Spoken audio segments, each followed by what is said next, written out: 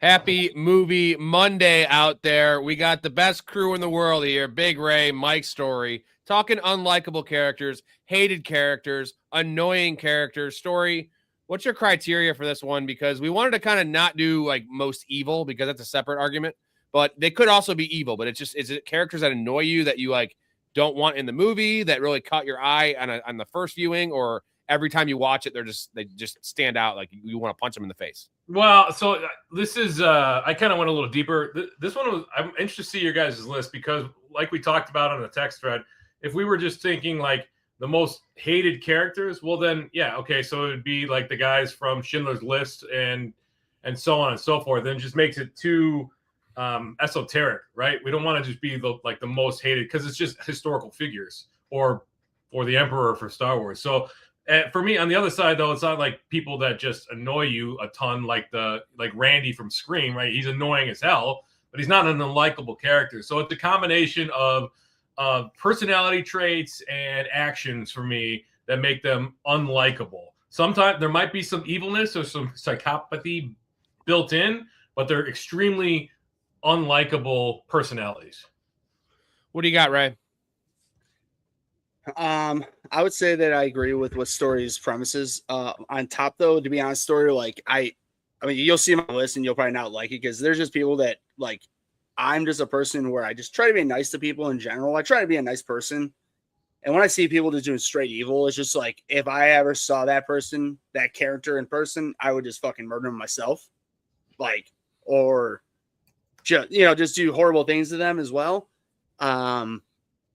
I mean, because Storey admittedly, like some people might, you'll see my list. It's not just straight like all people that are evil, but there are evil people because it's just when they do it so well, it's hard to not like just sit there and want to fucking kill them, I guess. So Ray is talking murder. Mine not is even more just murder, like, well, you said like, murder twice. You said murder twice. Fair. Mine is more like punch in the face, right? Where like every once in a while you have those people that also includes you just murder. want to punch in the face. Like, yeah. I want to murder them as well, but just hurt them. Here we go. Somehow just give them physical pain because they're bad people. That's all I'll leave it at. You're right. I'd say murder twice. But comment here. Cool. He's already okay. Already. That's great. All right. This is great. This is a good start. I have a couple guys I want to talk about that they're kid actors, so I didn't want to have them on my list because I'm going to give them a little more leeway than the rest of them. But 3 names here, and let me know if you guys know these kid actors, the movies. So the movie Hook, Charlie Korsmo's character, that's the son of Robin Williams. That kid is just annoying and shitty and awful. Okay, awful. I want you guys to rank these. Jamie from Jingle All the Way, which is actually the actor that plays Anakin Skywalker, that little bitch. And then Charlie from the Santa Claus. Now that one might be a hot take, but he is super annoying. Like, Dad, I heard a clatter. So like, I think I've seen the Santa Claus once, 1.5 times, so I can't really comment on that. I will agree about Jingle All the Way. The kid's super annoying, although everybody in that film is very unlikable. Phil Hartman's character is basically a sexual assaulter. Like he's a groomer. He grooms these like divorcees and just like, yeah. What?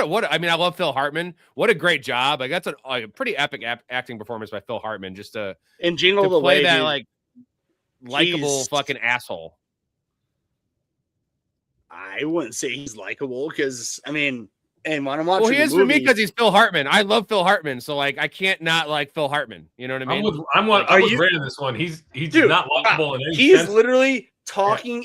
First off, Schwarzenegger to Phil Hartman, the size difference is a major factor, and the fact that this asshole had this ambiguity. I can't even say the word right because it just pisses me off. Ambiguity. Thank you. Just the assholeness to look him in the face. And this is like, I had your wife's cookies. They were so good. Like, dude. Again, Ray it's a good job. See, I actually respect him because that's why I wouldn't have him on great my acting. list. No, he's great acting because that's why I hate him because he just like same as I know we're not doing TV, but I'm saying Joffrey from Game of Thrones. That dude quit acting because many people sent him hate mail because they fucking wanted to hurt him or kill him, and he was like, "All right, I'm done." And it's like, yeah, bravo to you. You did such a good acting job that you made people believe that's who you are. To your point, like people who hated Phil. Who's at the top of the list for you guys on those three? So the Hook kid, Jingle All the Way kid, and the Santa Claus kid. Yeah, man. Rank I mean, story. Like it's got to be the Hook, Jingle All the Way, just because it's been a long time since I've seen Hook. Even though it's a really good movie, I really don't know which kid you're talking about. And like I said, I only saw his son once. Okay. Oh, I thought it was one of the Lost Boys. No, he's saying his son. Yeah. Fun fact about Peter Pan. Mm-hmm. Did you know that the original novel on which Peter Pan is based, it's heavily implied that Peter Pan either excommunicates or kills the Lost Boys before they become old enough to no longer be boys? Correct. Yes. And that he's supposed to be like an angel per se. Right? I mean, am I saying that wrong? Story like he's like Peter Pan is supposed to be like an angel taking the kids up to, like it's supposed to be like purgatory almost. He's supposed to be Michael Jackson, is what you're saying. Well, from the Epstein files, yeah. He would have been great to play Peter Pan. What movie was Michael Jackson cast in? What was it? He was cast in a movie that he didn't do. It would have been really creepy. No, it was Men in Black. Yeah, he was in Men in Black. No, he wasn't. He's like, I'm Agent J. He's like, we can make it happen. And then he just hangs up on him. Dude, that is. Well, by the way, you guys know that James Cameron cast fucking OJ for the original Terminator. Yeah, I did know that. Thank God they didn't do that. I'm saying, amazing. Think of what's the opposite? I think playing Peter Pan would have been the same, aging really bad if it was Michael Jackson. You know what I mean? Playing Peter Pan. In retrospect, don't do that. So I'm saying the Michael Jackson and Men in Black cameo. He said the only way he would do it is if he got the MIB Men in Black suit. I'm just saying, I just thought that was funny. He won. And his cameo is pretty funny. He looks weird. I mean, he always looked weird, but he looks extra weird because they're trying to make him look like an alien. Right. So he just looks like an alien already. So they made him look even more like an alien. I can play Agent Michael, Agent M. All right, you guys ready to get to our list here? And give me your honorable mention story. Yeah, you got to get Rooster Pants out of here real quick. Yeah, I got it. Yeah. Okay, so I separated the honorable mentions. I'm not going to go through and tell you why each one. I think it'll be pretty obvious. But I got 3 categories. So I've got want to punch. These are people that I'm with you, Rob. I see them, I want to punch them. It's the adjudicator from John Wick 3, Chapter 3, Parabellum. You know, the shaved head chick? Yeah, that shaved head bitch. Yeah, she's fucking... And then she plays it well. Mrs. Carmody, who's Marcia Gay Harden, the actress from The Mist. She's a religious zealot. Oh, the one... Yes! Story. Yeah. Holy hell. I didn't... Yes. And then the next category is too obvious, cartoonishly evil. So that's Warden Norton from The Shawshank Redemption and Miles Quaritch from Avatar. That guy is just a stereotype of every evil character rolled into one. The one is that the general? The one that's general, the Marine guy. Yeah. He's the main guy. It's Stephen Lang. In the new movie, he's in Avatar, right? I don't know if you've seen it, but I'm pretty sure he comes in Avatar. He's in Way of Water. And then just too dumb is Jar Jar Binks. That is just way too I knew I was waiting for somebody. You know what story is, because I was so young when that came out. I didn't necessarily hate it because, again, mind you, how old were you in '99? 17. Okay, so I was 8. So an 8-year-old watching Jar Jar for the first time, being what the fuck is this Jar Jar motherfucker? I'm just saying, completely understandable for people and even now, I don't necessarily like him. I'm just saying when I first watched it, I didn't hate him because I was 8 years old. Because he's two more guys just because of their performances. It's Jesse Eisenberg's Lex Luthor in Batman v Superman: Dawn of Justice, and Jared Leto's Joker in Suicide Squad. I think we can agree that Jared Leto is a bit of a sex pest, and we don't really like him. And I really don't like his performance. I love his music. 30 Seconds to Mars is awesome, at least early. But nonetheless, you're right. As an actor, weird as fuck. Yeah, so there you go. I know it's a lot. This is a broad category. I'm actually really excited about this one because there's a lot to talk about. So those are all my honorable mentions. Hey, before we get to yours, Ray, Dakota says everything in Hollywood's past relates to Epstein Island. And it got me thinking. There's I'm watching the does. Screams right now with Erica. Harvey And in Weinstein. Scream 3, we haven't got to Scream 3 yet, but I know it pretty well. There's a character pretty much like the main head of like the studio that's like assaulting these women, like offering like better parts to these women if they like suck his dick. And like that was Harvey Weinstein produced that movie. So it's just like so ironic that like dude, essentially every he's movie like, you know with what? his name. He's like, you're gonna just play me. Essentially, you play me. Like you just don't look like a troll because it was actually the guy that was. You're gonna play a nice, trim-figured guy. I didn't see that fucking. Forget the actor's name. He's the guy that plays in the show Millennium. Remember that show? It was like a spinoff of X-Files. That old guy. All right, Ray, give me your honorable mentions. So again, have you guys watched Harry Potter at all? Like the I movies? have not. No, I haven't seen the movies. I started watching them, but okay. Well, I'm gonna tell everybody. I don't care. I'm gonna spoil it for you because you guys obviously don't watch it. Yeah. No, I know. That's what I'm saying. Bottom line is Dumbledore. You know what Dumbledore is? Yes. Okay. So Dumbledore, basically Harry Potter. You know, the reason he was born is because of Voldemort. You know, like when he killed his parents and whatever, some bullshit happens. You know, magically. Basically, the whole thing is that there's 7 movies, and in the end of the movies, and books wise as well, whatever, it doesn't matter. The whole series, Dumbledore knows that Harry Potter has to die to kill Voldemort, and Snape, who is Alan Rickman, finds this out in the last movie, and he's just like, you knew this the entire time. You just were lining this kid up to get fucking murdered. Because you had a fucking, objective, like an alternative motive to kill this kid. And instead of you being like, because the whole series, Dumbledore is like trying to mentor and, build up Harry Potter. And in reality, he knows he's going to kill him at the end. My point is, at the end of the series, you find out this guy's a piece of shit. Fuck Dumbledore. Because he knew the whole time he needed to kill Harry Potter. What the fuck? Second I have is Billy Zane in Titanic, because I told Rob a story that I watched this the other day, just because I haven't seen it in a long time, and it was on HBO, and I saw it, maybe it was like 20 minutes in, so I watched it, and dude, he is a fucking piece of shit, bro. Like he he doesn't, like, he's so bad to Rose, and then when Rose steals that amulet and he gets it, like the guy, his little henchman who's older than him, sets up Leonardo DiCaprio to get arrested for stealing it.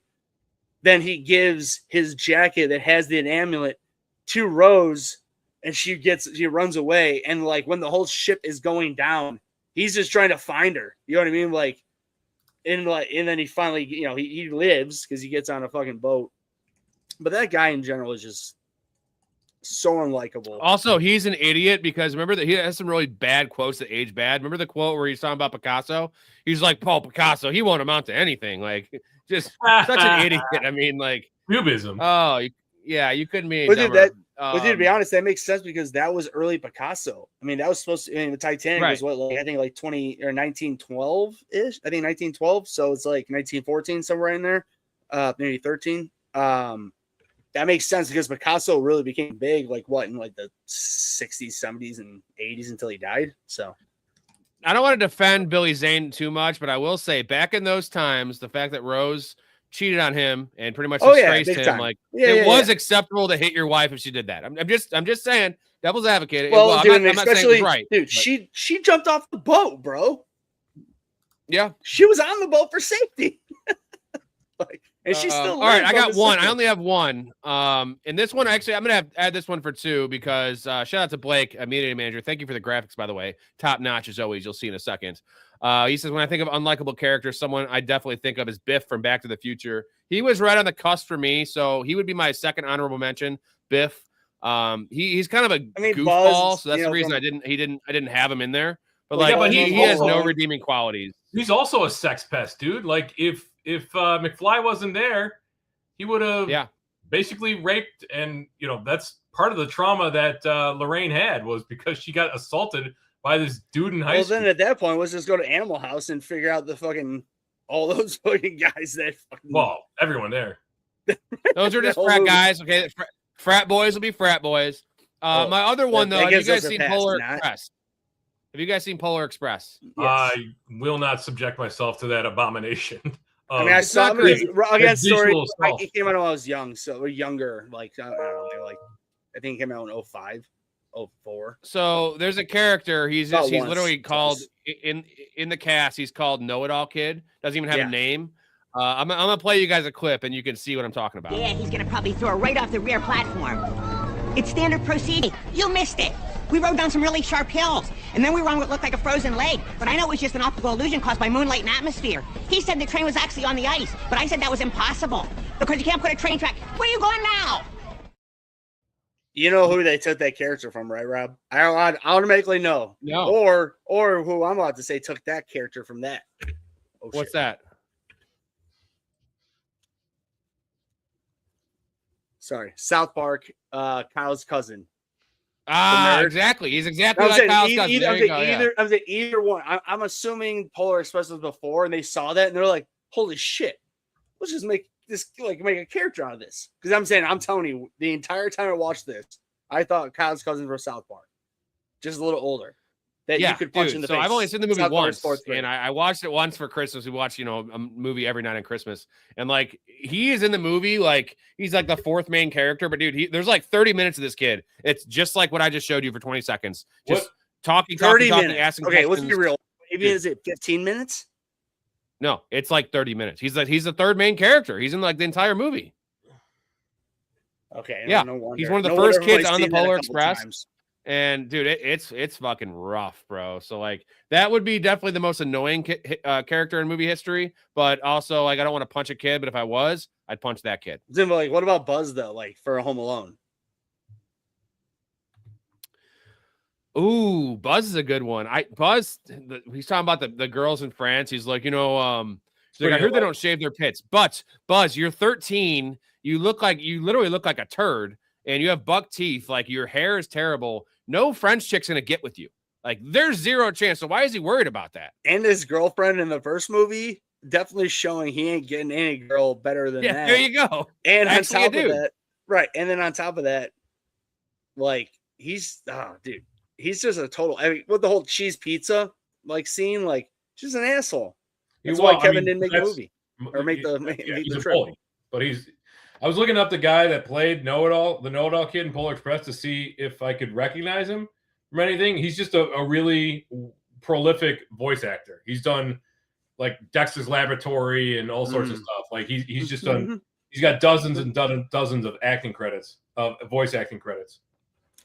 Yeah, me some he's Dexter's rough. Laboratory. Buzz is a really good one. Jay says Ward Norton. That story had him as an honorable mention. He might be the definition of this list. Yeah, just because like, is there anything that you like about him? Is there anything you like about him? Like, no, I mean literally not a thing. But it seemed too obvious. I wanted to go a little deeper. I mean, wait, real quick.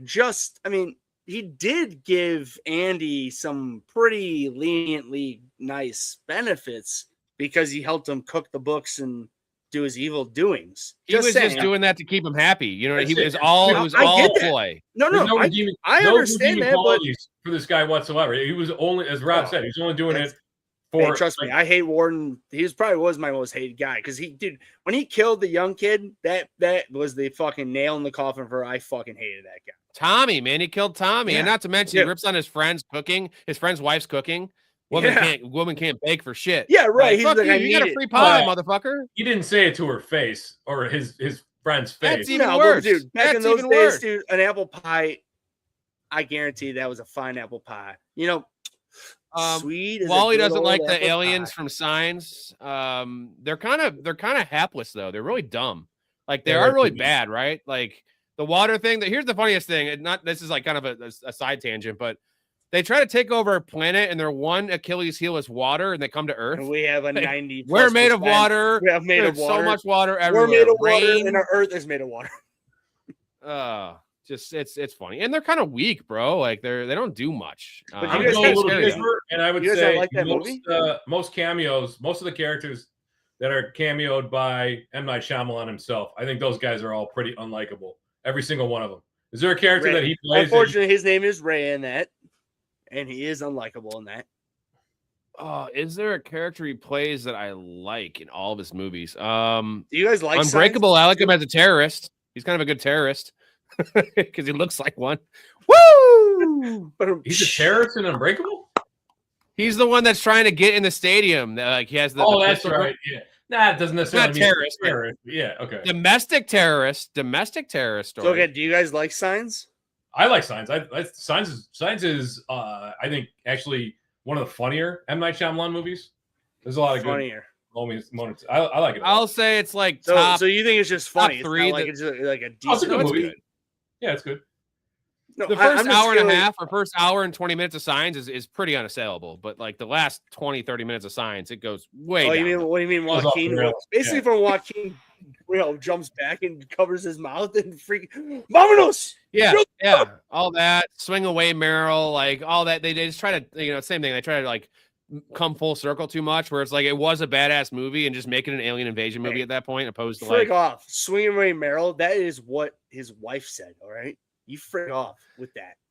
his wife is probably a whore. All right, let's move on to the let's move on to the list, boys. Let's move on to the list. His You guys wife have a is lot of probably a surprises headed whore. your way. Oh, my Number five, Ray.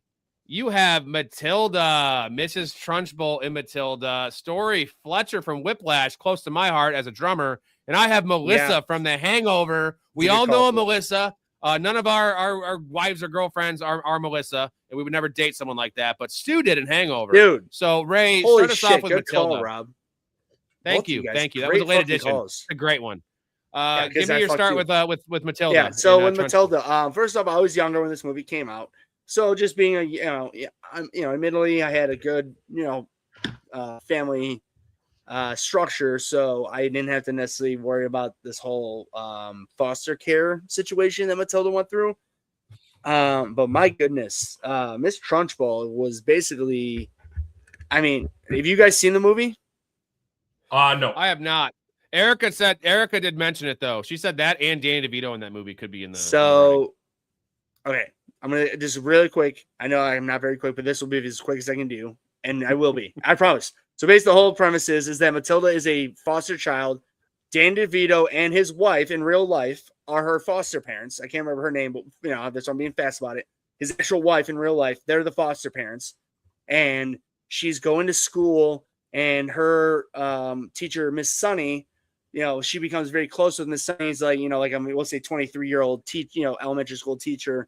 Miss Trunchbull is the fucking see you next Tuesday principal. I don't think she's the principal. I think she is, but whatever the fuck she is the evil bitch on the fucking of the South there, to where they're literally she's stuck there, dude. She has a nail coffin, like you ever seen those coffins with the nails inside?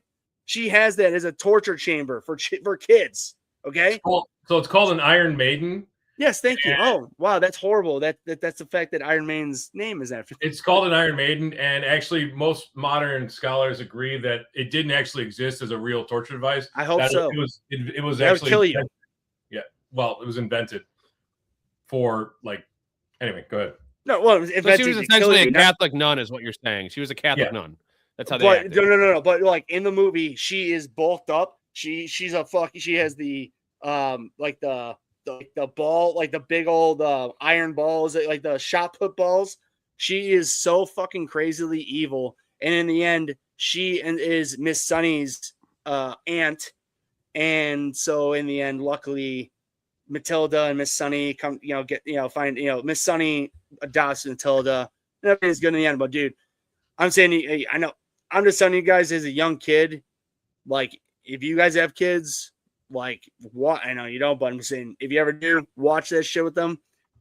It's a fun movie because Matilda has magical powers. That's the whole thing. That not psychic, but she can pick up a globe or a kid or something. You know what I mean? So it's Story's a fun too movie. old to have kids. His biological clock won't allow it. Dude, All right, Story. Yeah, when I ejaculate, it's just puffs of dust coming out. Oh, it's it goes. Yeah. It goes. Yeah, it yeah. makes that sound. What do you got? So this is the one. My wife reminded me of this one, and I was thinking through what makes a good unlikable character, because I want to get one thing straight here. J.K. Simmons' performance in this is Oscar-worthy, if you ask me. Amazing. It's an excellent film. If you haven't seen Whiplash, this is an outstanding movie.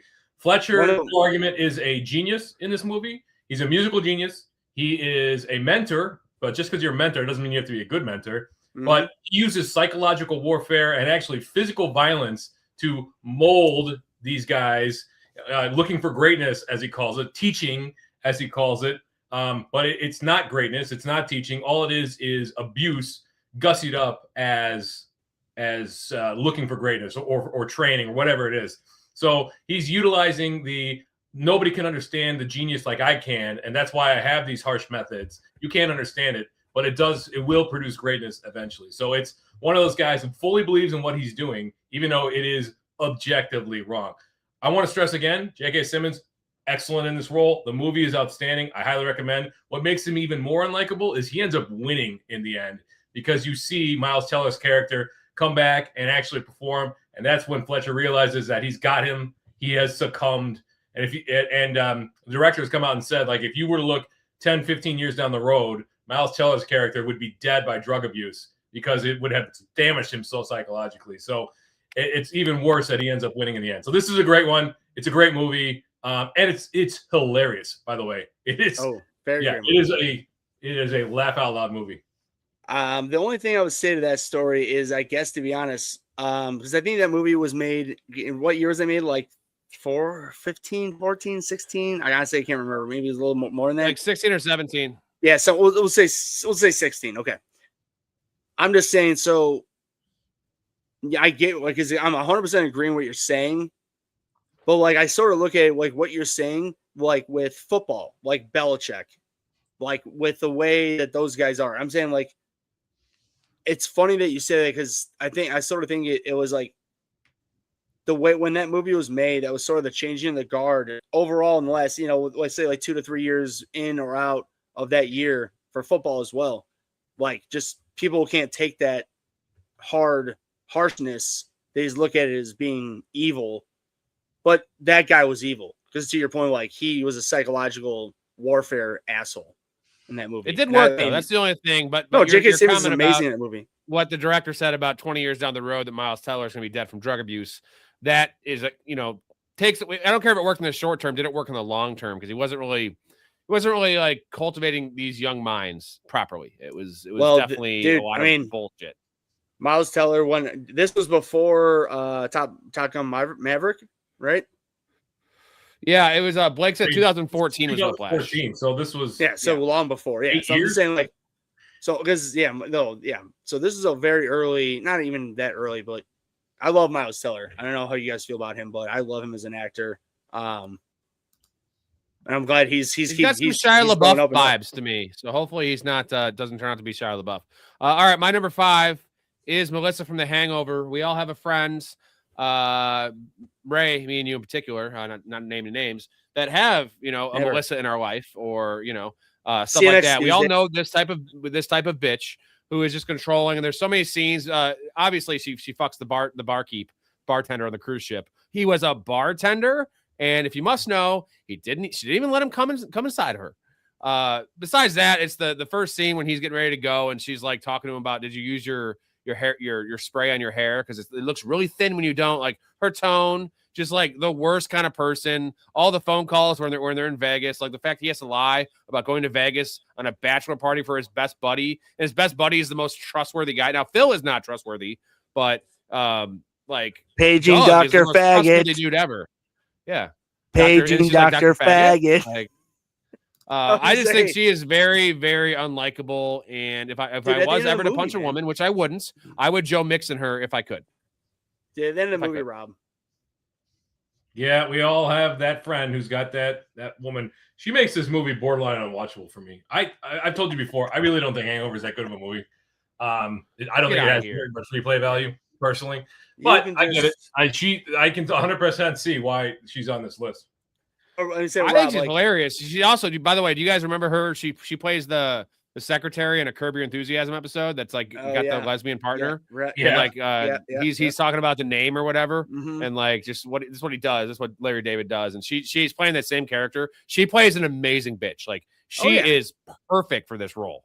So that's what I ask you. What did you hate her worst in the beginning part, or the first time you saw her, or the last part you saw her? AKA The first scene. It was the first scene when they were cordial and like after everything, he tries to give her a kiss. Yeah, all that shit. Yeah, he tries to give her a kiss because he's not going to see her for a weekend, and she like turns her head, like that kind of behavior, man. That there's no excuse. Like, God, you're setting back the women's movement a lot of years there. All right, let's get to the number 4. What do you got? You got something, Ray? I'll say real quick, that's a good call though with the hangover part, because after the second time you see her when she freaks out, he met the stripper who was a good person. So like he knew like what a good person of a woman could do, even though she's a stripper compared to this asshole. She treated him good, dude. Tuesday. Exactly. I also think Heather Graham's a terrible actress, but that's just me personally. I love Heather Graham though. Boogie Nights, dude. She's a bad actress, man. She's a bad actress. By the way, she also plays she plays in Scream 2. She's in Stab. She's essentially playing Neve Campbell's character in Stab. That's pretty cool.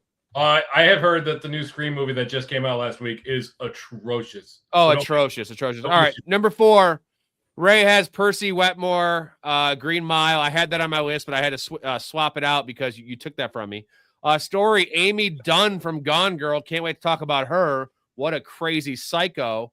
And then I have Corporal Upham from Saving Private Ryan. This one might be a little bit controversial, but Ray, you start us off with Percy, who this falls into the evil category, correct? But also, no.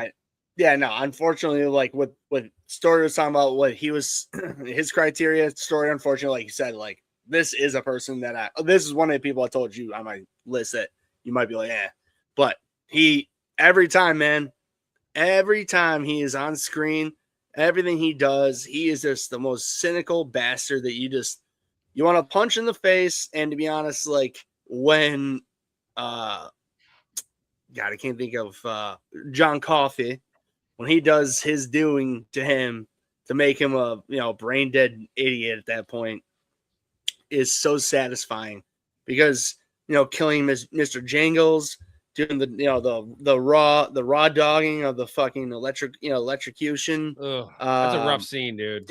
That's a rough scene. So rough. And like the emotion that the other actor guards, Tom Hanks and the others, made him watch, like, look what you're doing. And like that was a powerful scene to like make me the first time I saw it, dude, it was like, okay, this guy is just, and then like it kept going and going and going, and he finally got his. But it took a while through the movie. I mean, it's a 3.5 hour movie almost, and maybe it is more than that, but it's a long ass movie and I love it. But that guy, he's just sitting there. I mean, and luckily the other guards show what we want to feel, but they all hate him as well. But he's just a little protected shithead. Let's not forget he's his dad. What is his dad? The governor or something? Correct. Exactly. It's one of those. I hate legacy characters, like in anything, and also in real life, right? Like the guy that takes over daddy's business. Like I hate those people that have that kind of money and power, because they have no perspective on life, and they're usually the biggest pricks. GT says, Big Ray, please do the John Coffey voice again. Do it. Can you do it now? Boss, I'm afraid of the light. Don't make me afraid of that, boss. I'm sorry. Have you seen this movie? I have not. No. God, it's long. It's really long, but it's worth. I heard nothing but good things. I just not have. It's one of those ones like I finally got around to watching. There Will Be Blood. Outstanding, but I just gotta get the 3 hours and 40 minutes together to watch. Thank you, Story. You love that movie. All I gotta say, Story, it's a Tom Hanks movie. This is a Tom Hanks movie, and like, wouldn't you like? It's one of Tom Hanks' better performances. It's saying a lot. It's like being like you missed that entire LeBron season, like where he averaged 28, 7 and 7. Wasn't his best season, but it's still better than almost everyone else's seasons of all time. So like, you should probably check that out just for the Tom Hanks angle. It's pretty depressing, though, right? Like, it's very depressing. No, it really isn't. Like John Coffey, I'm not gonna tell you. Like, if you haven't seen it, please, for Ray's sake, Story. If you'll do anything I'm asking, to watch one movie I'll ever ask. If you have never actually seen The Green Mile, please watch that movie. Unfortunately, there's so many things, shows, and stuff we've been telling Story to watch. Yeah, I'm just saying So this like is the an list is actual growing. movie. No. This is what that's where I'm getting at. I know I've asked you and said this and that. This is an actual movie. If you don't like it, I will somehow make it up to you to give you 3.5 hours of your life back, aka buy you a dinner gift card for you and your wife to go have a nice dinner. Because if you hate this movie, I will be I'm not very, opposed to watching very. it. It's just I gotta No. get around. I know you're a busy man. Story, Yeah, you should watch You're a busy man. you dude. should I don't- watch Yes, I get that. Breaking Bad first. No, But because that No? is many seasons. No, I'm not asking. Oh, God damn it! I don't know, maybe I'll just God rewatch damn it! Brooklyn Rob's Nine-Nine. saying what he's asking. all right, Could be Story. All right, Story. 3.5 Your number 4, Amy Yes. Dunn, Gone Girl. One of my favorite movies, an awesome Fincher flick. If you have not seen this movie, I'm not talking to you guys. I know you guys have both seen it, but if you have not seen this movie, whoever's watching, go watch yourself some Gone Girl because this movie has a twist. It has action. It has comedy. It's a fucking wild ass ride. And Amy Dunn is the And reason for that story. Ben Affleck's first director, right? Director? No, David Fincher. No, David Fincher Okay. directed this. Yeah, Amy Dunn seems to keep popping up on this list, and that's for good reason. Rosamund Pike gives a really great performance in this. I think Ben Affleck's performance is a little flat, but in general, it's really well done. Great movie. Like you said, it's funny. It's got suspense. It has twists and turns all over the place. But when it comes to Amy Dunn, I would say she borders into evil territory, but she's got everything kind of directed all at Nick. She's manipulative. She's calculating. She's scarily smart in this, right? Terrifyingly intelligent in this. And you put that all together, it makes her, every time that she gets one up on Nick, like you see everything falls into place. They open the garage. You're like, God darn it. How did she do that? How did she do that? You're really getting pissed. And then she manages to weaponize perception itself. Like perception is reality. And so when she ends up, spoiler alert for this movie that's almost 10 years old, she ends up killing Neil Patrick Harris at the end. You're like, okay, well, she can't have figured this all out, but she has put the perception in place. So nobody other than Kim, what's her name? Kim Reynolds, the actress Kim Reynolds, the detective, is the only one questioning it, but she gets away with it. And then she traps Nick forever because of the kid. So you absolutely, by the end, you absolutely hate this woman. She gets away with everything, basically. Like her plan goes to shit, and she still manages to get away with it. That's why she's very, very unlikable to me. The Neil Patrick Harris death scene, I will say, is probably top 5, like, just fucked up scenes. Like, just because the movie has some weird stuff in it, and there's some violence and there's some weirdness, but like that is like over the top. Like I can't remember, just based on like perspective of the movie, like that scene is the music, dude. Fincher's a fucking legend, man.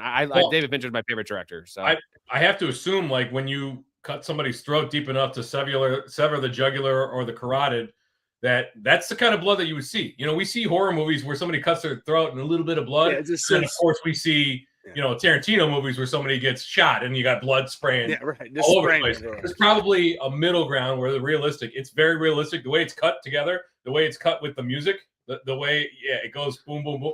It's really well done. But Amy Dunn keeps popping up. It's a great movie. Go out and watch it if you haven't seen it. I don't want to push back too much, Story, but there's two things.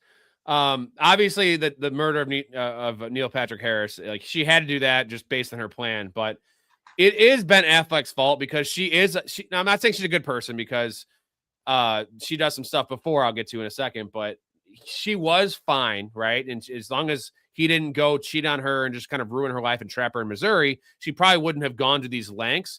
But the reason that it probably makes sense to be on this list is because when he interviews the ex-boyfriend and she frames him for rape when he didn't do it, like, so she had this in her the whole time, and then she just needs to get nudged. So like, and this is what it's unlikable. It's not evil because I don't think she's truly evil. She's capable of evil and she shows it, but she is very unlikable because the manipulation that's and the intelligence, and like she understands what she's doing and she's willing to kill. And she says, I killed for you, Nick. I fucking killed for you. Yeah, so I don't think she borders on evil. She's doing this again for a reason, but she manages to everything. Yeah, I mean, you said it all. Like they're I don't think we need to say anything else about it. It's incredibly terrifying when you think that you have let somebody get this close to you in life and who's not only capable but willing to put you through that for what you. Don't forget, she was planning to kill herself at the end too. Like, so it's not like she wanted to live on forever. She was basically, I'm going to take Nick down, and then that's it. I've done what I need to do. I'm off this plane of existence. Yeah, what do you got, Ray? Yeah, I mean, you know, with this whole thing, I mean, like you said, it wasn't like that she was the most evil person, but that's why she makes the list, because we're not talking about the most evil characters. We're talking about the most unlikable, and things that she did make her unlikable. You know, but that, I mean, if everybody hasn't seen that movie, please go watch that. Like, that is a phenomenal movie. That I'm sorry, that when I said Ben Affleck, wasn't that sort of like Ben Affleck's like comeback per se? It was his comeback, and Storey said that's flat. That's all. He was playing it flat on purpose because he was trying to become Scott Peterson. He studied Scott Peterson, who was flat in all the you know, interviews and everything. Essentially, what the story is, it just has a twist on it, and he plays it perfect. Ben Affleck. A lot of people hate Ben Affleck, including my wife. I love Ben Affleck. I think he's underrated. He's been in some of my favorite movies. Obviously, I love all the Kevin Smith stuff with him. All right, my number 4. I want to hear your guys' opinion before I go off on Oppum. Is this justified for you guys? Because we're all big Saving Private Ryan fans. I guess it's. I can see it. I think I have a hard time wrapping my head around it because you can't possibly. You cannot put yourself in that situation. You can't say how you would react based on the horrors of war, right? Like, I'm guessing it all comes boiled down to him being so terrified that he can't actually help out in the tower, or what else is there? Well, it's getting he's not there for his boys, dude. You don't want him.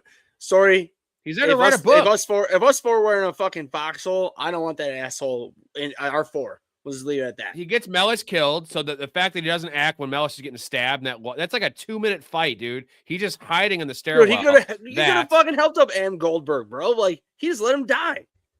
He's the reason they don't kill the German that ends up killing Tom Hanks in the end, right? Like, it's him. Like, he's like, we can't do this. There's rules, all this shit, and like they let him go. But he's and not then at wrong. the end, he's not wrong about that, though. Like, morally, ethically, legally, he's not wrong about that. You can't just kill prisoners of war. Okay, that's what separates us from the Germans in World War II. Is that's our humanity. So I don't think you can't put that on Upham. That he is the voice. This is why I can, is because at the very end he has the prisoners, they surrender, and he fucking shoots the guy. Like, because he's like, I'm a badass now. Like, that's what I'm saying. Like, those two things. That I can agree. That makes the first thing wrong, right? Your first part, you're right though. Like, you can't just be murdering prisoners of war for no fucking reason. Is that what made us the difference between the Nazis and the Allies and us Americans? So, like, you can't do that. But to Rob's point, fuck yeah. Like, I mean, you know, at least worthy. You know, I mean, I say fuck yeah, like, but at least more worthy than doing it when they would, like, to your point, Story, where you're just murdering people for no reason. Like, when people put their hands up, wave the white flag, like, and you just kill them. That is just fucking bad business. The entire crew is super likable, except for him. Like, he's the only unlikable one. They're all kind of unlikable to a certain extent, except for Tom Hanks. Like, they all have their issues. Again, I do take. What's wrong with the guy who speaks his Bible verses, sniping fucking Germans' heads off? What's wrong with him until he gets blown up? Nothing's wrong with him. He's the best. No, I'm asking Story. Nothing's wrong with Ribisi. Ribisi is the best medic in the world. No, I'm just saying, I'm asking Story because you said all of them are unlikable. Speaking of Giovanni Ribisi, you know who would have made a good addition to this list? Did you guys ever see The Postman? Yeah. With Kevin Costner? Mm-hmm. What's his name's character? The leader of the bad group. I don't remember his name, but I know who you're talking about. Yeah. What the hell is his name? Yeah, The Postman. Barry Pepper, by the way. He's gone in 60 seconds. Barry Pepper. No. Oh, what a great actor, dude. I like that guy because he was in Green Mile too. He's one of the Barry guards. Pepper's also in Green Mile. I love him in Green Mile. I like him in everything. He was also Mickey Mantle. He was Mickey Mantle, or not Mickey Mantle. He was Roger Maris in 61. He played Roger Maris. Mm-hmm. Will Patton, that's what I'm thinking of. The General Bethlehem. That would have been a good. Yeah. That guy. Yep. I love Will Patton, dude. Shout out Armageddon, Will Patton. Fucking love Will Patton. Will Patton. So, you know what's funny for you two?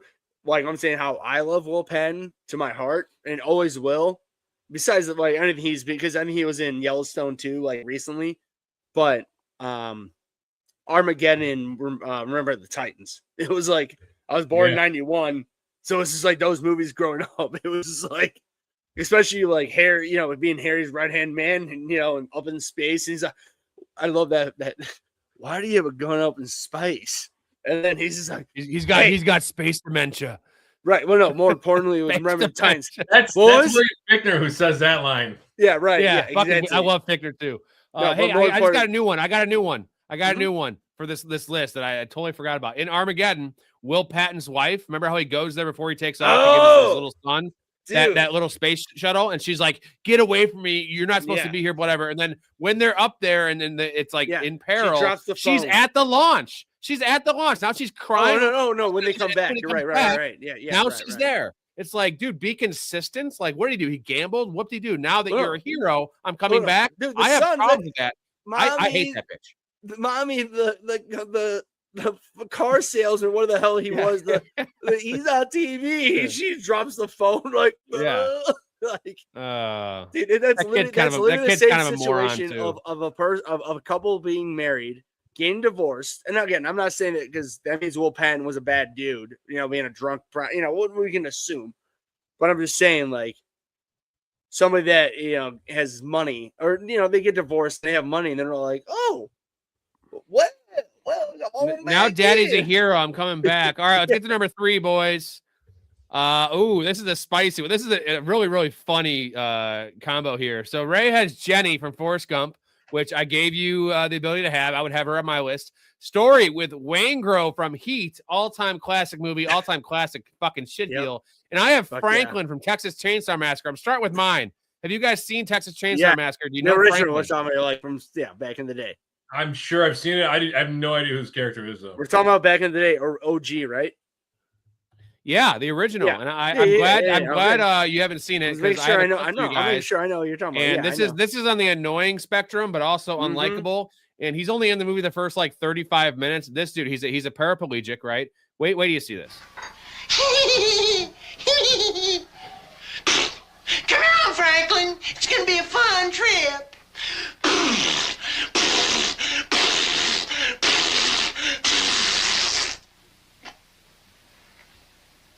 If I have any more fun today, I don't think I'm going to be able to take it.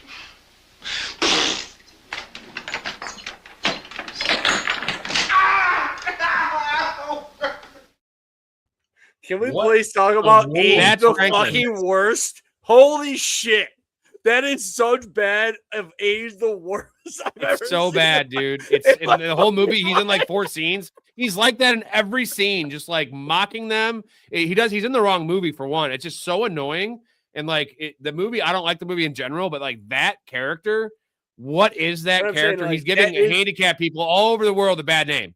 That is the meaning of, like, Rob, when we say Age the worst of a movie, that is the prototypical scene of what we're talking about. Like, holy shit, that should never be in a movie. Holy hell. I got some dark horses on here, but that dude that's rough Story. There's Have you ever many seen him dark like that horses before? out there. What's going on in that scene? They like, he didn't want to go there on the whole trip in general, and they go to investigate this house, which was some type of murder house, not even the Texas Chainsaw house, because hadn't happened yet. This is the original. And like, he's pissed that he's there, and he's just bitching the whole time. And then like, that's just him talking to himself. The real easy way to explain this to you is that, you know, the white people are Scooby-Doo, and then that dude was the black guy in the fucking wheelchair, and he's just like, we're going in to look at this. Oh, fuck that. Nope. Yep, I'm out. So yeah, he's so unlikable, so annoying. Story, Waingro from Heat, all-time classic movie. Waingro is a dirtball, dude. Big time. He's a dirtbag. This is played by Kevin Gage. Heat, another really, really good movie. De Niro, you got the late Val Kilmer in there. But Waingro, like, he probably borders on evil more so than anybody. I mean, you can make an argument for him, he's done, but this guy's reckless. He's sadistic. He is a flat-out murderer. He's got impulse control problems. He's insanely cruel at the same time. He takes joy in the killing. You absolutely despise this guy. Everything around him blows up. It detonates everything. So you really feel this is irksome. You want this guy to get to come up. it ends up costing De Niro in the end. It costs him his freedom. It costs him his life to get the revenge. But that is, yeah, you want Wayne Grow to bite it in the end. And there's no messing around. He's like, look at me, bam, gone, done. There's no monologuing. It's just, listen, you effed us over. This is it for you. We are going to make sure that you, I'm not leaving here until this is done. So you do feel somewhat satisfied that he gets it in the end. Well, when the crew is all bad guys, which they all are bad guys, I know you sympathize with some of them, but like when they know this guy is even worse than them and they have a problem with this guy, that shows how much of a piece of shit he is. Exactly. And let's not mention that he's murdering prostitutes too and like enjoying it. That's also it. He's got psychopathic tendency. He's a straight up psychopath. But he was more than happy to murder the guard in the beginning. Let's not beat around the bush. These guys are all bad guys. They're willing to murder people. They're willing to harm people, maim people, etc. But this guy's one step above. So I guess for you guys, how much did you not like or like American Psycho? Because that's basically what he's all about. Oh, I love American Psycho. That's Wayne Grow has just enough like social collateral to kind of make it through in this world of thieves, but right. Patrick Bateman, he unravels. Again, I don't even know that the movie really puts a definitive answer on whether or not he ends up killing everybody. No. I agree with you, Story. No, 100%. Like, that's one of those things. Like, is it just straight in his head, like unraveling, or is he literally doing it? Like, that's a good. I'm glad you brought that up with that. I'm just bringing that up as an example because that movie, he clearly just goes on a spree, but they also depict that to, is he doing it or is he not? So. Sorry, I had to get rid of a troll. So just also real quick, like it's an honorable mention, Scar from Lion King. We just had him on the last list. No, I'm saying I know a little outside of your guys' level of age wise, but I'm saying that dude brought nothing but despair. Very unlikable. And he's also an idiot because he ran that entire kingdom to the ground. I mean, no, that's what I'm saying. He ran into despair. Like it was just for me to like wrap my head around that because it's a cartoon character. You know what I mean? Like every single one on these lists like could be real people, especially our number 3s right here. Especially Franklin. All right, Ray, I'm ready for it, man. Story's gonna have a fucking heart attack. Jenny from Forrest Gump, very unlikable, very. Well, we've had her in a couple categories. I think I had her on most satisfying deaths, which is a little harsh, but I don't regret it at all. That may be a bit harsh. Jenny, she's so unlikable. She's the worst. Rob, can you just play the Facebook clip, please? Yeah, you know what? Thinking about it, I'm just saying that'll give me 5 minutes of talking. Just get it through to here's the clip from the movie. This is the clip from Forrest Gump, guys. Hi, Forrest. I know you just got back from Vietnam and you love me, but I'm gonna go run a train with this group of Black Panthers I just met. Okay, Jenny. Hi, Forrest. I know you came all this way to New York to visit me, but I'm gonna go do blow and have sex with a bunch of stockbrokers. Okay, Jenny. Hi, Forrest. Now that I have the most contagious and incurable disease known to mankind, I'll finally have pity sex with you. Okay, Jenny. And I'll mow the grass and raise the AIDS, baby. Hepatitis C, baby. Don't forget. Yeah, it's same thing. Ray, go off on Jenny for a minute. What do you got? So let's just be real, dude. Like the fact is that, yeah, you know what? She's nice in the beginning when they're kids. That was when she was the most pure, nice version of Jenny when she was young, because that, she was, any kid is pretty much pure and young. I say pretty much, like I'm talking like 95% of kids in general, but then comes the growing of age, and Jenny just, Forrest is always there, willing to be the person who loved her and care for her. And every time, in every situation, every stop in the life that they showed, which was basically every single decade after decade after decade. I mean, we're talking at this point 30 plus years And this See You Next Tuesday was just a freaking hepatitis C hippie who just was spreading it all around. And it just came to the point that she was going to die. And the only person who was good to her entire fucking life was Forrest. And all right, Jenny, I'll have the hepatitis C baby and I'll raise and mow the lawn. I mean, that's literally like, it's so fucked up. Like, she took advantage of a fucking very, very innocent soul and just gave him hepatitis C and also his baby and his son. And he raised Forrest Jr. And Forrest Jr., from what I learned from that movie, wasn't all that bright either. So maybe the hepatitis, and his retardation made a hop the nose. I have one thing I gotta say before Storey gets his rebuttal on this one. Yeah, no, Storey. So, I love his stories. She comes back, she's been fucking toying with this guy's head for years and years and years.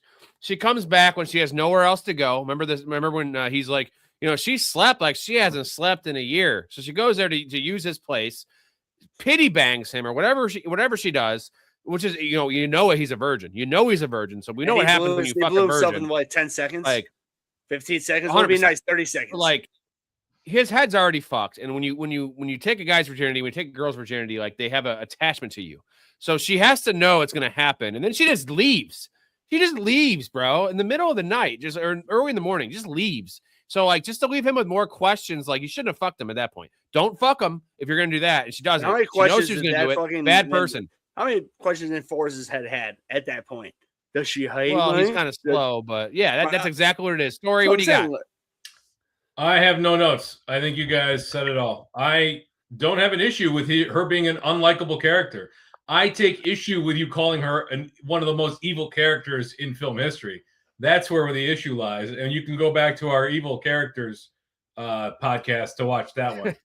She's been on most evil characters. I had her on my list. I had her number 1 in most satisfying deaths in movie history. And now she's on number 3 on Ray's list for most unlikable characters. Jenny, maybe we're a little harsh. And Rob would have probably had her number 1 if I didn't have it on my list. So I was going to have her number 1 if you didn't have her on your list. So there we go.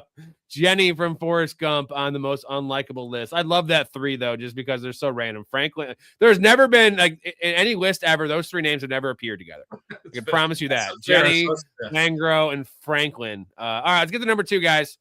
Getting down the juicy nitty gritty here. Number 2, we have this is juicy. Colonel Tabington, fucking scumbag, scum of the earth. Gordon Gekko from Wall Street, and I had John Strode from Halloween 6. A deep dive. I had to pay some homage to my my horror roots on this one. So, Storey, give me your Gordon Gekko bit, because Michael Douglas can never be hateable, right? He's such a likable guy. Michael Douglas is a very, very likable guy, and him and Catherine Zeta-Jones together, I applaud them very much so. But Gordon Gekko, we all know the quote, greed is good, right? When I'm thinking about the top most unlikable characters in movie history, I'm thinking about who are the people that we can empathize with, the people that we can see in our real lives. And this is a guy that is charismatic, but completely morally bankrupt. He's willing to F over anybody to make $1. He embodies that ruthless corporate excess, that greed, that capitalism run amok. There's nothing wrong with capitalism, but the late stage capitalism, when it's all about just shareholder value and making money, and screw it, as he says, we'll only make $22 million on this deal. He doesn't care who he screws over. He's willing to fold an entire union, an entire airline, just to make an extra $1 and let people kind of, without, hardworking American men and women, just leave them out in the wind. I hate this guy. I mean, I love the movie. Wall Street's great. Wall Street, Money Never Sleeps, not so good. It's got a fun Charlie Sheen cameo, but yeah, you hate Gordon. You love Gordon Gekko because you love the performance, but you hate Gordon Gekko because he's everything wrong. He's everything wrong with Wall Street and Wall Street Bros from the 80s.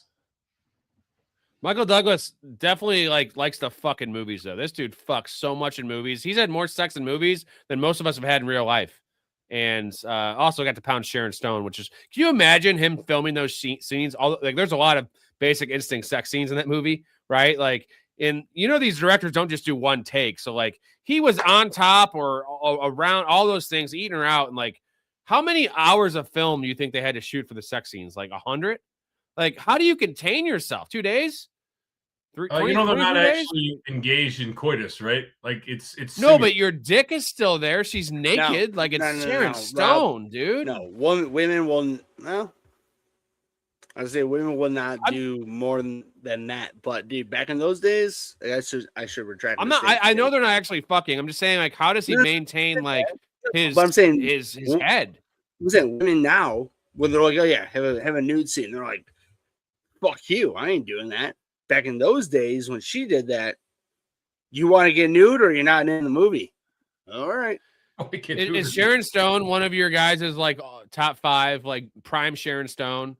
Is she top 5? Yeah, man. I hate based on sexuality. I hate the haircut that she gets in the second half of Casino. I really, really do not like that look. Yeah, dude. By the way, forget about it. By the way, you just fucking helped me think of a most hateable fucking character. That bit Sharon Stone in Casino? No. But I mean, a lot of people talk about her, but I could never have Sharon Stone on my list. The Latina in Goodfellas. What's her name? Latina in Goodfellas. The one that he cheats on, like that. Debbie Madler? Yeah, no, like, I'm sorry. Maybe it is. I'm sorry. Maybe it is Casino. What's her name? The Latina that Robert De Niro goes for. Is there a Latina in those movies? No. Yeah.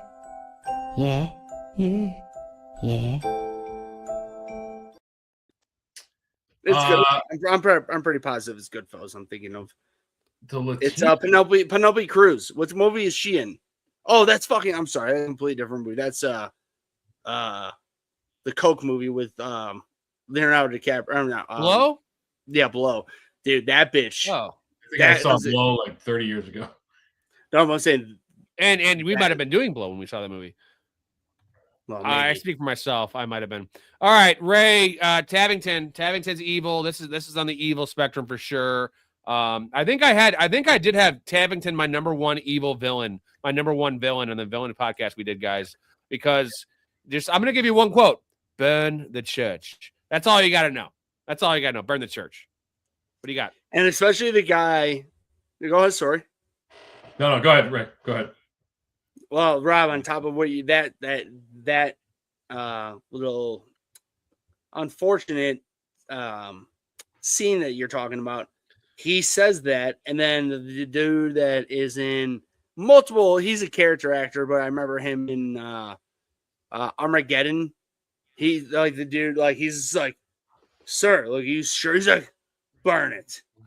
And like Jonathan Isaacs, man, he's a good actor, bro. He is a good actor, and there's never been a better. This is such a good performance by him. Oh, dude, did he die? Just the quotes, like the simple quotes, the simplistic nature of these quotes, and just the way he delivers them is so fucking evil, dude. Well, and but he's also unlikable and evil. Jason Isaacs, by the way, not Jonathan Isaacs. Ah, my bad. Jonathan Isaacs, a basketball player for the Magic. Right, yeah. He's a bust. Jason Isaacs. Also, dude, like what I really obviously like the son's being killed. That's a super easy way to have him be hated. It was when they went to Mel Gibson's farm in his house, and he had British soldiers being, they were wounded and being tended to, and they showed up. The British and the redcoats. And he was in charge, and he's I don't get you. But I'm gonna say this. He didn't say this. He's I don't give a fuck. Kill them all, they just lined up all the fucking wounded, shot them all, and the fucking slaves took them all, everything about it, man. It was just so diabolical, and then him killing Mel Gibson's sons the way that he did it. Oh man, Yeah, he's angry. This is why The Patriot's a great movie, though, right, Ray? Because he makes the movie great just because when he does literally good versus evil. He's the Yankees. when he does that tomahawk scene, like that was one of those epic fucking scenes in an actual just good war movie. I would say, like for sure, the best hand-to-hand combat that wasn't a gun. You know, like John Wick just showed us next level hand-to-hand combat with guns. But I'm saying that tomahawk scene after his 2 sons were killed, when he had his 2 younger kids shooting the rifles. Yeah. Yeah, dude, exactly. Thank you. And then that was a powerful scene when he was just fucking pounding the fucking head in with a tomahawk and his blood spreading all over his face. Like, yeah, I don't know. That guy really just made me. Oh, and it's still. I mean, clearly, it frustrates me, man. It's sad. Quote: "Of course you call yourself a man." I love the Patriot. I come to call on Ann. Of course you call yourself a man. Of course you call. That is the old man. What a good movie, dude. That hearing. I call for and by the way, shout out Heath Ledger. Shout out Heath Ledger, by the way. Ledger, yeah, He was so good in that. He was disappointed with his performance in this movie. I watched Iron Ledger, and he was so it wasn't one of his best performances, one of his early ones, but he was like he thought he fumbled the bag. He said he was disappointed in himself. Yeah, because Heath Ledger's an all-time actor, and he was intimidated going acting with Mel Gibson. Mel Gibson, yeah. He said it wasn't his best performance, but he kills it in this movie because that's how good Heath Ledger is. He's it's Michael Jordan having 28 and 6 and shooting 45% from the field, and he's like, they won the game. Baby. You know three straight NASCAR wins, baby. Oh Jesus, yeah, he's driving the car. No, but the same driver won 3 from the beginning of NASCAR, 3 straight. Jason Isaacs. Do you guys know what Michael Jordan's? Do you know what Michael Jordan's net worth is, guys? I would guess 600 million. I would say near $1 billion. I think 900 to $1 billion. It's over $2 billion, dude. Yeah. I guess 900 million, and Erica looked it up. Billionaire. I should have just said $1 billion. From what? I knew he was about. It's all Nike shit. Yeah, right? It's Jordan brand, underwear. NASCAR, and in general his underwear. The Hanes commercials. Oh yeah, I forgot about those. Yeah. All right, my number 2, John Strode. I'm guessing neither of you guys have seen Halloween 6. Nah. Right. I wish I did, so I wish we could talk about it, but I didn't know. Well, I have a clip for you. I can show you a little example of why John Strode's the worst. So please. This is the category of punchable. I want to punch this story up to speed. Oh yeah, that's it, Deborah. Just keep slipping her the cash. While you're at it, I got a great idea. Here, why don't you give her all of our goddamn money? Why don't you leave her alone? Nothing ever changes, does it? You can wake up. I got news for you, girl. Before you came around, everything was going fine. Till you landed on our doorstep. You and that little bastard here.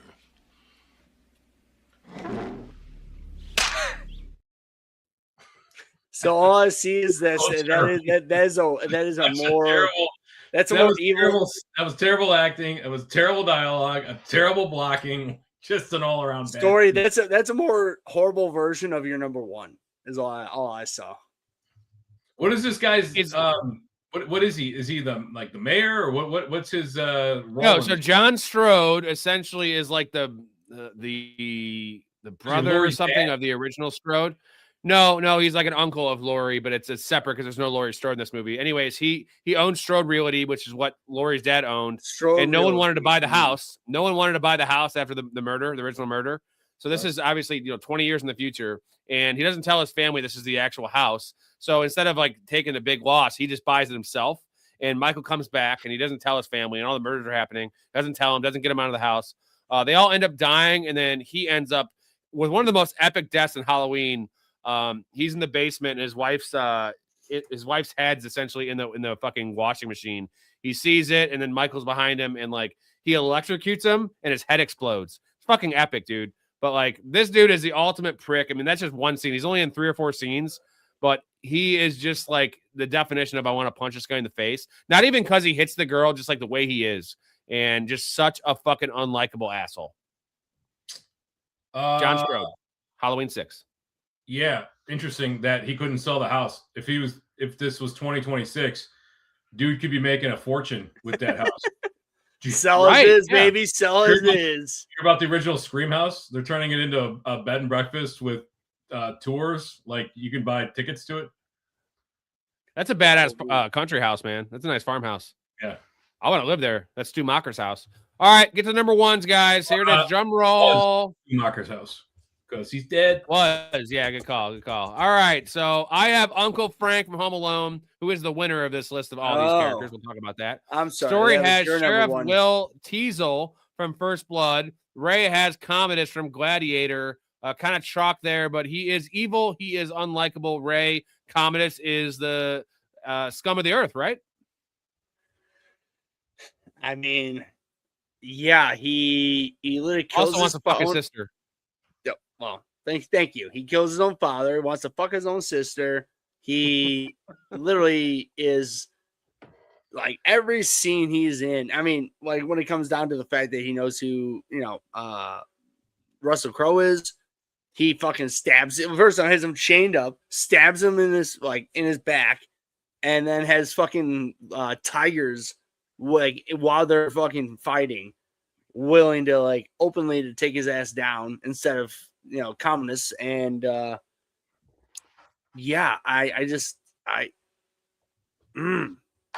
every speck of me, if I had a chance, I'll just fucking kill that motherfucker. Nothing else. He's just that bad of a person. He's just evil to his core. It's not fun to watch. It's hard, man. It sucks because he's just a piece of threatens shit. his nephew, like pretty much threatens his sister by like leveraging the nephew. And GT says, I mean, have you seen his sister? Can't blame the guy. I'm not going to disagree with you on that one, but where's the line? Not also. Here's the question for you guys: How hot Connie Nielsen, man? That's a great Connie Nielsen. So here's the question for you guys: How hot does your sister have to be for you guys to want to fuck her? Or not want to fuck her. It doesn't matter. I'm never doing it. No. What if your sister's Jessica Alba? I'm not doing it. Did you know that it's legal in Illinois to marry your second cousin? Sweet. I'm not doing it. You don't need a blood test in Illinois like some states like New York. Yeah, sweet. Not doing it. You're not related. Illinois, you don't need a blood test, and you can marry second cousins or further apart. Interesting. So glad to know that Story's not doing that either, because Story's got his own life. I'm just saying. No, Story's already married to his second cousin. I just said that. He's not doing it. Did you not hear what I said? I said, Story's not doing it because he's happily married. Story, you agree with the Commodus take? Bro. You agree that Commodus is perfect for this list for number one? It's a good, I mean, it's a good inclusion. It's a little chalk, like you said. It's a little on the nose, but how do you argue against a guy who's unlikable in every sense of the word? There's not a redeeming quality of this other than the performance by Joaquin Phoenix. It's very good. All right, First Blood Story. Brian Dennehy, a beloved actor, great guy, but he judges Rambo so fast because he thinks he's a hippie, even though he's a fucking veteran. Like, what's going on there? Such an idiot. I don't understand it because like it from the very second he meets him, he's like, get out of my town. Yeah, right. Like, just because he's a drifter. Like, get the fuck out of here. The late great Brian Dennehy. I mean, again, when we're talking about the guys with whom you can sympathize, the list, you could see yourself in a Rambo situation because this is, I mean, the policing problems of the 70s have not abated. In fact, some would argue they're even worse today. Small town authority figures. His ego turned this is routine policing, finding out what this guy's up to, into needless escalation and just involving the entire department, just absolutely mentally whipping on this guy, going to dry shave him raw, which sends him over the edge, obviously. It's the same issues that we see in policing to this day, where you give these guys 6 months of training, a gun and a badge, and their ego gets the better of them. Any questioning of authority whatsoever turns what should be a routine consensual encounter with police into needless escalation, and we see people arrested unnecessarily, detained unnecessarily, hurt unnecessarily. So yeah, Teasel embodies everything that's wrong with policing in this country, and that's why he's eminently unlikable and the number one overall unlikable, because that happened in the 70s. It happened to veterans when they came home. It happened in the 80s, in the 90s, in the 2000s, and we're seeing it happen to this day. It's the embodiment of the need for police reform in this country. Well said, Story. Let's give him a round of applause. Mike Story on his fucking game, per usual. My dude. Ray, we love Brian Dennehy, but he is a total turd in this movie. And I guess my thing I would say is he doesn't look that bad. He doesn't look homeless. I know he doesn't look like that well kept, but like imagine if he was black. You know, I want to go back to the A Time to Kill where he's like that whole speech that McConaughey has. He's like, now imagine this little girl's black and he wins the trial, right? I'm just saying, like, he does this to a white dude. I'll imagine she's white. Oh yeah, sorry. Yeah, so reverse of Time to Kill. Thank you, Storey. What would have happened then? He would have murdered him on the spot, like just because this was in the 70s, dude. And you're hung up on a clown from the 60s. I knew I'd get Storey with that quote. Shout out Seinfeld and John Favreau. So Ray, this is pinpoint accurate, right, for number one for Storey? Yeah, I mean, just the fact, like Storey said, I mean, if anybody hasn't seen this movie, please watch it. Just in general, like it's just a phenomenal like action movie. But I mean, like, dude, I know that Sylvester was early in his acting career, but dude, like he plays that unhinged PTSD, veteran of Vietnam, like straight, like to the point. And Denny, he was pushed. Don't push him. No. Push a veteran. No, I mean, like Storey said, dude, like the movie opens up, he's minding his own business, dude. He's just walking down trying to find his fucking dead comrade's family. And this asshole is like, what the fuck you doing in my town? And he's not even like Storey said, he ain't black. He's just a white dude on a white dude. And this is because he has his, his green army, get up on, and he's just like, oh, like you're POS. And it's like, no, man, I'm mind my own, just a piece of shit. I'm minding my own business, dude. Just leave me alone. I'm just trying to find my, like he didn't say that, but the aggressiveness that Denny does that, like, it's so insane that like the fact that was Tommy Boy's dad.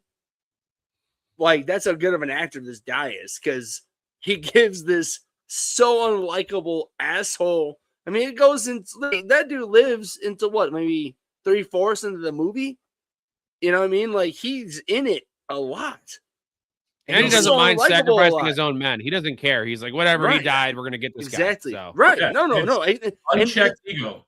Teasel had in his mind, this guy's gonna respect me one way or the other. We're going to do this the easy way or the hard way. The easy way is just comply. Just comply and you'll be okay. Yeah, right? Yeah, right. And what Teasel happened, multiple people end up dead. The rest of the Rambos don't do the character justice. First Blood is amazing. It's good of an action movie. It's a character study. Yes. And it's a outstanding thriller. Highly recommended. Especially because to your point, dude, Dennehy does never, ever fucking listen to his fucking commander. He's like, hey, man. I mean, when I say this, he's much more like, like to the point. It's a personal vendetta, is what it is, yeah. And like he has no reason to have a vendetta. You know what I mean? Like what vendetta? Like Rambo has a reason to have a vendetta. He doesn't have one, and just great performance by Dennehy, though, which is part of what we're talking about with this list. Is that he is such a good acting performance, and he's so unlikable. Like the script is one thing, but like he takes it to another level. And hats off to Dennehy. Rip, man. All right, my number one. Frank from Home Alone. This is the reason I even like decided to do this list. When he made me think of this list. I was watching Home Alone through my Christmas marathon, and I watched Home Alone 2. I hadn't watched Home Alone 2 very, very often, like maybe 3 or 4 times ever. And the shower scene where he calls Macaulay Culkin a pervert, and he's like, "You want to come in here and see what a real man looks like?" Like to a fucking 10-year-old, like. All that shit, and then all the stuff that happens when he's stealing the stuff from the plane, when he compares losing his eyeglasses to losing their kid. Look what you did, you little jerk. That's the first movie. He's I know. I'm saying the first. I'm talking about the first movie. I'm sorry. Like, how cheap he is. His brother knows he's cheap. He won't pay for the pizza. He won't pick up a check. Like everything is like, you got to pay for me. And yeah, rest in peace, her. Dude, Frank is the definition of an unlikable character. And my question to you, Storey, is should he even be in the movie? Like, what is the point of having him? Is it just to make you root for Kevin? That his family is that bad? Nah, it's a comic foil. Like it's in screenwriting, you need somebody that's going to provide some comic relief, bounce off of the straight-laced dad in this. That's realistically the only reason he's in this. I mean, it's like, don't forget, this is a comedy, right? So you're going to have absurd characters in there. Most people don't have an uncle that acts like that, but I'm sure there are some uncles out there that do act like that.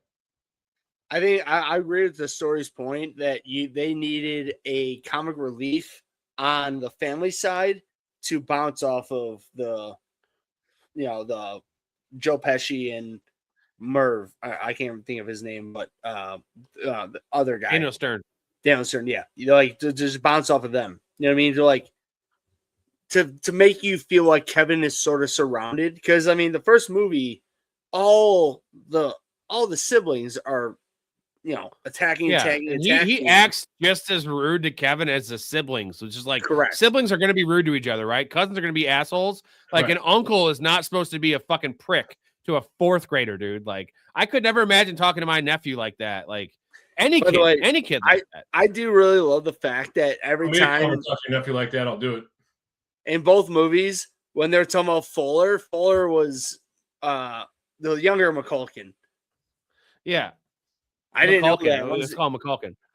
Yeah, I'm saying I didn't know that. And I just thought it's just for like when the two brothers are acting, it's so much easier to like, ooh, like I'm saying, when the three of us were the same age, and Storey's the oldest brother, I'm the youngest brother, and Rob's the middle. Like it'd be easier for us three at Storey's 9, you're fucking 7, and I'm 5. To be like, I would have whipped your guys' asses. The look that Fuller gives them when he's drinking the Pepsi, like that little evil with look. Me, like, Fuller, lay off the Pepsi, easy on the Pepsi. He's just like, yeah, I'm gonna piss the bed. Maybe he gets off on that. Maybe Fuller is one of those Europhiliacs. Well, to be honest, I really think that was I'm just pulling this on my ass. I just really think that might have been a real like, hey, Macaulay, remember when I pissed the bed? I'm gonna do it again. 20 years later, he's no. When that movie was being made, like they had to like stay together in a room. He's just Macaulay was like, no, and he's like, Before we recap our list, GT has a question for you. Storey, please tell me how you feel about Rodney King. That's a subject for a different day. Let's just say that. I have a funny Rodney King story for you guys. You want to hear it? I don't think it should be funny, but go ahead. No, it is kind of funny. So Terminator 2 was filmed right in that same area, same time, was being filmed during the Rodney King beatings. And the original scene, the opening scene of Terminator 2 when Arnold walks into that bar was like right next to where Rodney King got beat. And James Cameron said this. So I'm pretty sure James Cameron is actually the one. Oh, God damn it. James Cameron's actually the one that filmed that. Dude, James Cameron is on another level, man. It was that close? I didn't realize it was that close. Yeah. And the footage looks really good, guys. So, like, maybe it was James Cameron sparking up some stuff. So, hey, I love James Cameron, but... Hey, James Cameron took a little deep dive down to... the Titanic? No, I don't think he went deeper than that. He did lose his mind. Yeah, he did. Do you know the name of the guy who found the Titanic? Go ahead and tell me. James Cameron. No, his name is Dr. James Ballard. He's an oceanologist. I met him actually. Really interesting. Holy shit. Yeah. And if you want to take on Rodney King, go watch American History X and take Edward Norton's take on it. That's true. He does. Pretty rough one. Rough one, dude. He does dig into Rodney King pretty heavily. Calls him a monkey. He's like, if that monkey was all drugged up and hit Danny, like you would have a different tune. It's just crazy. That's a fucked up scene, bro. That is a scene, messed up. Holy shit. Yeah. You see this? Not fucking welcome. Sorry, I can't believe you met that person, dude. That's fucking crazy. I met him in 2019 in Orlando at a convention. Wow. All right. Let's get to the recap of our list, and then I have one last question for Storey and Ray before we take off. So, number 5, Ray had Matilda. He had it's Miss Trumbull. Miss Trumbull. Storey had Fletcher from Whiplash. I had Melissa from Hangover. Hey, guys, vote in the comments who wins. Both of you guys, this list here. I'm sad because I honestly, if I thought of both of yours, instead of mine, I was more thinking, child trauma, but not quite my temple. No, I get you. Not quite my temple. No, like, dude, like, to be honest, Storey, I think I would have mine over Rob's, but Rob, yours, it'd be like 1A, 1B. Like, I'm talking like, you can't see mine, like something like that. And then mine would have been like way down.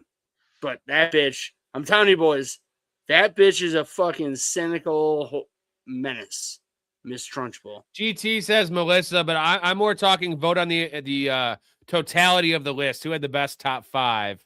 So I had Melissa, you had Whiplash, and he had what the hell is it? Mrs. Trumbull from Matilda.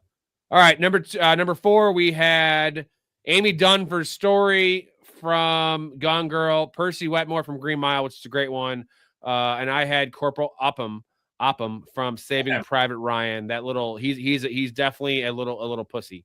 That's the way I would describe him. And then let's see, number 3, we're looking at Jenny from Forrest Gump for Ray. Storey had Heat, great movie Heat. He had Wayne Girl from Heat. I had Franklin from Texas Chainsaw Massacre, the original. If you have not seen that, not a great film, but pretty crazy character. I played the clip. And then number 2, we had Colonel Tavington for Ray. Storey, you had Gordon Gekko from Wall Street. I had John Strode from Halloween 6. Kind of a obscure one, but a total prick. And then our number 1s to round out the list, we had Commodus for Ray from Gladiator. Storey had Sheriff Will Teasel from First Blood. I had Uncle Frank from Home Alone. And also I'm going to add in Home Alone 2 just because kind of compare those together. Maybe that's cheating. Anyways, let me know who had the best.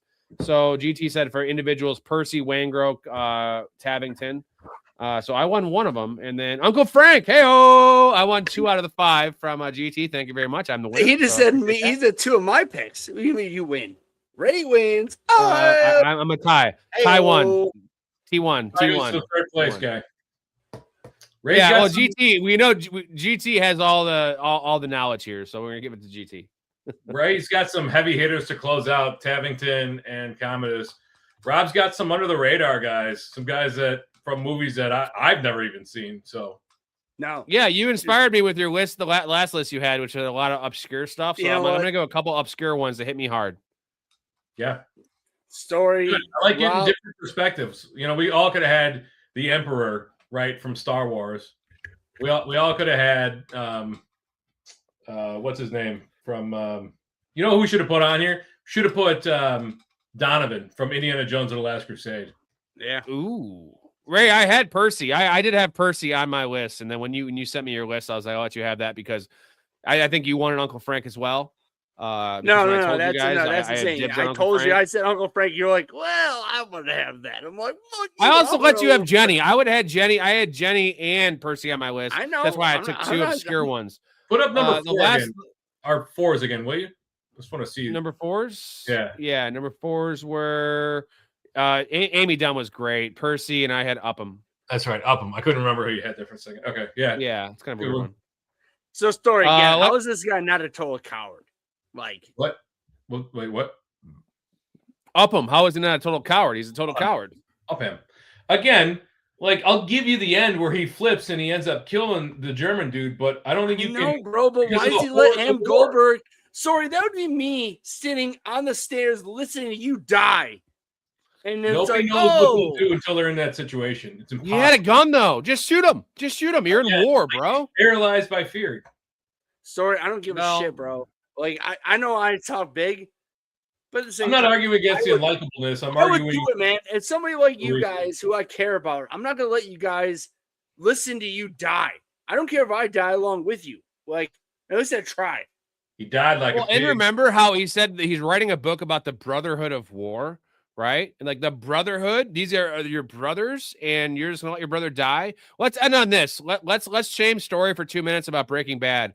And I know he's got to watch some of these movies you talk about, some of the shows. Obviously, It's Always Sunny, but Breaking Bad story. Here's what I'll tell you. So I had watched the first season 2 or 3 times, like separately. I watched it when it came out, and then I like just stopped watching it. And I watched it with maybe it was a girlfriend or something, and I just stopped watching it. And everyone always told me, like, dude, it's the best show of all time, best show of all time. Similar to how everyone said The Godfather is the best movie of all time. Spoiler alert, it's not the best movie of all time, but Breaking Bad is the greatest show of all time. Ray, do you agree? Oh, you know who would have been a good addition to the list from The Godfather? Mo Green. That would have been. He's such a weenie, such a coward in that. That would have been. You know what? I think I missed the comment. I think someone said that in the comments. I missed. Oh yeah, that's awesome. Yeah. So Storey, have you seen anything with Bryan Cranston ever? Yeah, I loved Malcolm in the Middle. That's okay. Okay. Okay. I'm happy. I honestly melts my heart happiness that you said this. This is where I grew, because again, I told you I was born. My birthday is January 9th of 1991. So 1991. So I'm saying that much younger than you, at least when we're Born talking. on a palindrome. Dear Yes. Yes. Thank you. Glad you understand. Ray, is Sopranos better than Breaking Bad? Ooh, who said that? Oh, Blake. Blake. I have not. And this is the biggest. I hate myself. I have not watched it. I haven't either. I've seen Sopranos. Sopranos is great. Most of the episodes are great. Unintentionally hilarious, intentionally funny.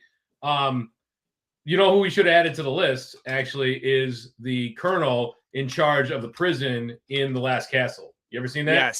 Yes.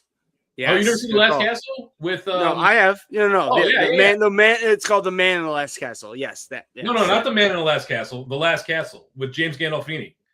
And Robert Redford honestly, no. I'm sorry, I haven't seen that.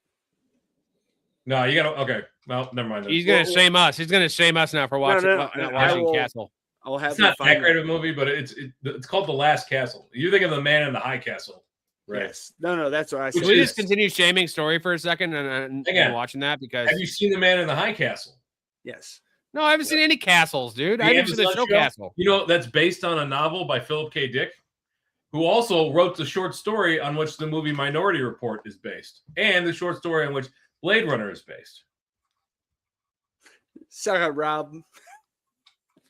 Anyways, Breaking Bad story. Sorry, Becky, suck it, Rob. The fact is that you have never watched Breaking Bad. I'm going to tell you right now, Rob can attest to this. And honestly, looking at my IMDb, this is a story with Ray. One of my buddies that I grew up with, that I'm still best friends with. I went over to his place, and No, you're not telling the story again. You've told this story 4 times in the show. It's about Fly. You're not telling the story again. Yeah, the Fly is nothing happens. It's just the point is that episode, the Fly, they ran out of money, so they made it into an episode. You told me this like 2 days ago. Yeah, I know, right? We heard the story. That's also not a ringing endorsement on the show. All you gotta say is it's probably the best acting, probably the best writing, probably some of the best cinematography of all time. Story, the fact that you told me you watched Malcolm in the Middle. When you see Bryan Cranston turn into Heisenberg. Also the awesome acting from Bryan Cranston in Seinfeld. He's awesome. Yes. I did see Tim Watley, baby. Yeah, he's pretty funny. I did see that Jesse Plemons is in several episodes of Breaking Bad. And season 5, he's in season 5. He's good. He's a really good actor too. He's very good in the show. You know who he's married to? Someone hot, right? Kirsten Dunst. I hope. Oh, she got bad teeth though.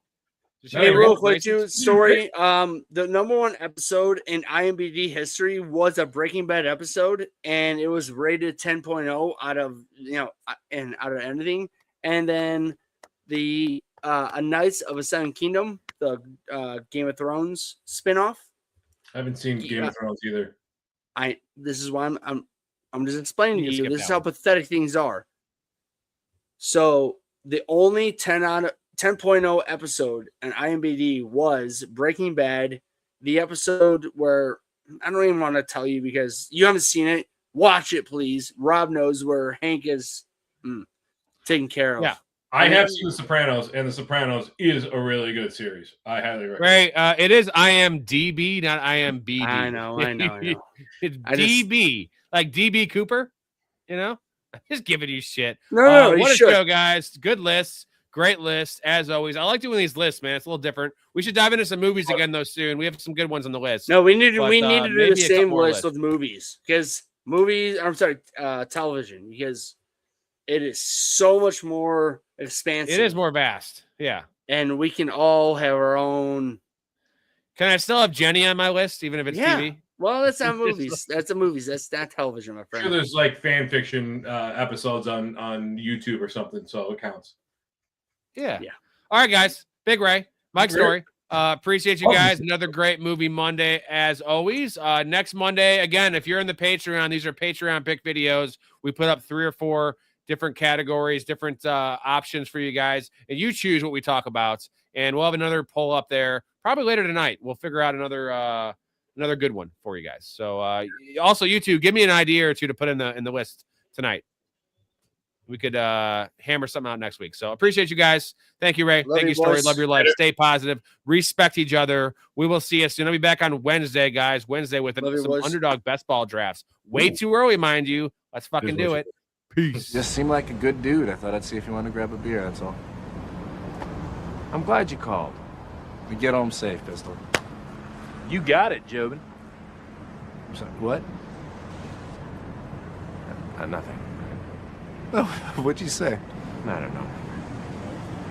You nicknamed me Pistol, and I just called you Jobin. It means nothing.